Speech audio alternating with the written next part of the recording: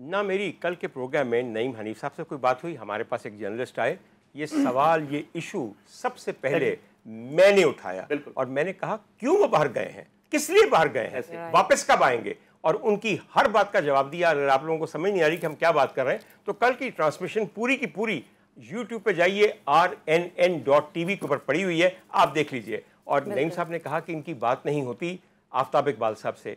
मैं आफ्ताब इकबाल साहब भी देख रहे हैं, हर रोज़ इस प्रोग्राम के बारे में जहां उनका जिक्र हो वो इतना उम्दा मुझे फ़ोन करते हैं या मैसेज करते हैं और अपने बड़े होने का सबूत देते हैं। कल उन्होंने ख़ास तौर पे शुक्रिया अदा किया कि मैंने उस आदमी के कैसे दांत खट्टे किए। आप लोग देख लीजिएगा। वापस सर आते हैं, ये जब हालात हाजरा पे हम बात करते हैं तो सारी बातें कड़वी हो जाती हैं, मुंह का जायका बदल जाता है। बातें अगर पुरानी हो तो मीठी रहती हैं और इंतहाई मध्यम रहती हैं। हुजूर वाला, आप में और इस किताब में कई बातें मुश्तरक भी हैं। मैं आपको बताता हूँ कैसे। हुजूर वाला, बात यह है कि आपकी पहली हीरोइन, जो आपको बड़ी हीरोइन मिली, जिनके साथ आपकी पहली फिल्म कामयाब हुई बहुत ज़्यादा, वो शिकवा नहीं थी, वो बल्कि मेरा नाम है मोहब्बत। मेरा नाम मोहब्बत।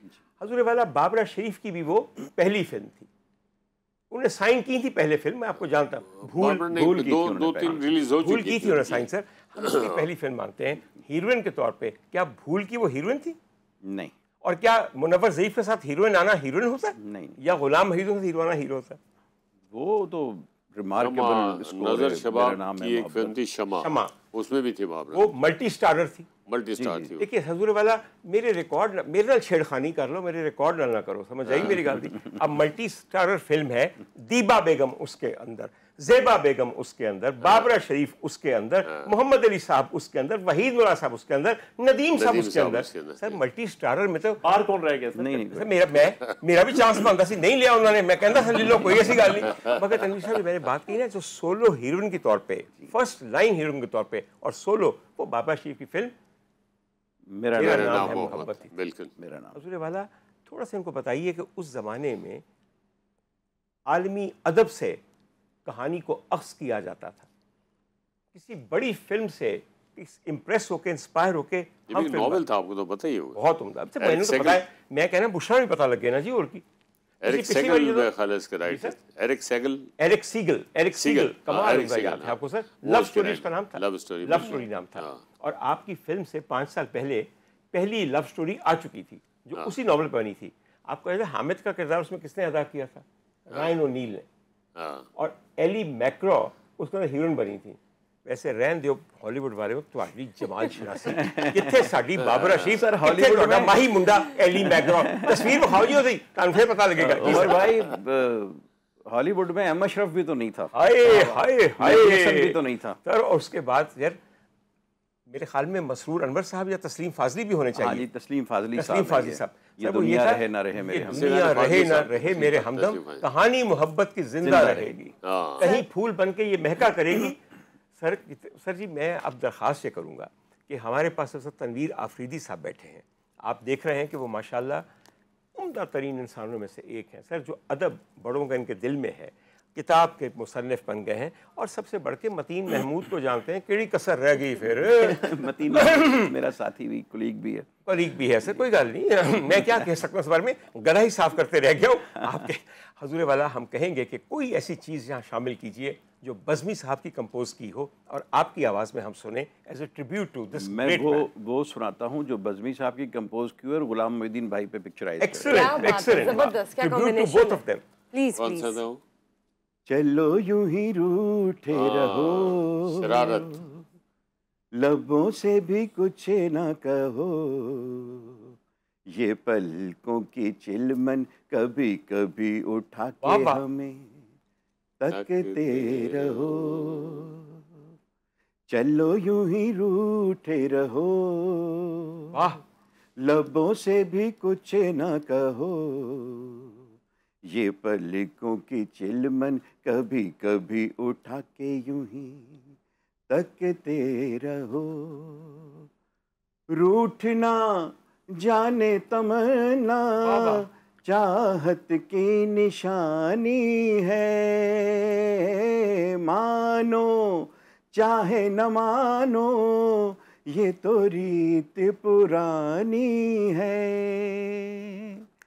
फर्ज करो कभी अगर हम दोनों अकेले हों, भटकी हुई राहों में सपनों के मेले हों, लेकिन ये महफिल है, महफिल में दुनिया है, दुनिया के सामने हाथ न मलो, चलो यूं ही रूठे रहो, लबों से भी कुछ न कहो, ये पलकों की चिलमन कभी कभी उठा के हमें तकते रहो। बेइंतहा उनका तालियां बजनी चाहिए वाकई। सर जी एक छोटी सी दरखास्त डायरेक्टर थे और बहुत अच्छा सलेमान साहब डायरेक्टर थे। बिल्कुल सर, बिल्कुल। और आपका डांस भी बड़ा यूनिक था उसमें माशाल्लाह। मुझे डांस आता ही नहीं था, जो होता रहा, मगर जो आपने किया अलग अलग। उस जमाने मुझे बिल्कुल डांस नहीं आता था। बिल्कुल सर, मैं एक सवाल कर लें बुशरा से, फिर मैंने आपको एक फरमाइश करनी है। बिस्मिल्लाह। बहुत बहुत शुक्रिया सर। सर आपसे पूछना था, बल्कि मैं चाहूँगी कि आप नाजरीन के साथ भी ज़रूर अपनी एक्सपीरियंस अपना जो है वो शेयर कीजिएगा। आप एक एक्टर हैं और आपकी मिसेस भी एक्ट्रेस रह चुकी है, लेकिन शादी के बाद उन्होंने अपना जो एक्टिंग करियर था वो ख़त्म कर दिया या उन्होंने इसको छोड़ दिया क्योंकि उन्होंने फोकियत दी अपने पर्सनल लाइफ को। इंडस्ट्री में बहुत से एक्टर एक्ट्रेसेस की शादी होती है, कुछ की कामयाब होती है, कुछ की कामयाब नहीं हो पाती, कुछ में बड़े मसाइल चल रहे होते हैं।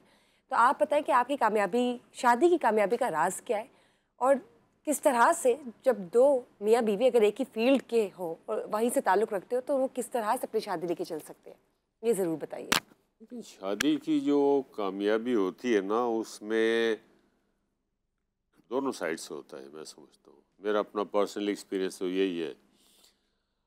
अब जिस वक्त हमारी शादी नहीं हुई थी उस वक्त तो मैं मूवीज़ में नहीं आया था, और वो मेरी वाइफ जो थी, जैसा डॉक्टर साहब ने बताया, मुनव्वर सुल्ताना, वो अपने पीक पे थी। बिल्कुल पॉपुलैरिटी के हिसाब से, अरूज पे। और यहाँ से बड़े बड़े डायरेक्टर्स ने उस दौर में उनको, जबकि टॉप के स्टार लाख रुपए लेते थे उस दौर में, यहाँ से 1-1 लाख रुपए की उनको ऑफर हुई। क्या बात। आप हमारी फिल्म में हीरोइन काम करें, बट शी रिफ्यूज़, क्योंकि साथ वो पढ़ती भी थी यूनिवर्सिटी, कराची यूनिवर्सिटी में उनका आना जाना भी था, पढ़ना भी था उनका। लेकिन शादी के बाद बुशरा, न मैंने उनसे कहा कि आप काम ना करो, न उन्होंने ये कहा कि मैं काम छोड़ रही हूँ। वो खुद ब खुद ही सारी चीज़ें हो सकती। तो मैं समझता हूँ हो सकता है उन्होंने ये रियलाइज़ किया है, क्योंकि जिस तरह के डॉक्टर साहब ने बताया कि मैं आते ही मतलब बिज़ी हो गया फिल्मों में इतना ज़्यादा, फिर शादी कर ली, सुबह 6-6:30 बजे घर से निकलना, रात को 2-3 बजे आना, फिर सुबह 6-7। I used to work 6 to 7 shootings in a day. बिल्कुल, absolutely. At one time you were doing that all the time. सिर्फ मैं नहीं, सब लोग करते थे, ठीक। तो हो सकता है उन्होंने इस चीज़ को रियलाइज़ किया हो कि भाई नहीं, मेरा मियाँ काम कर रहा है, मैं क्यों काम करूँ, ये वो। और वो एक उनको जो कास्ट किया गया था वो उनके अंकल थे, जावेद मलिक साहब, वो PTV पे प्रोड्यूसर भी थे वो।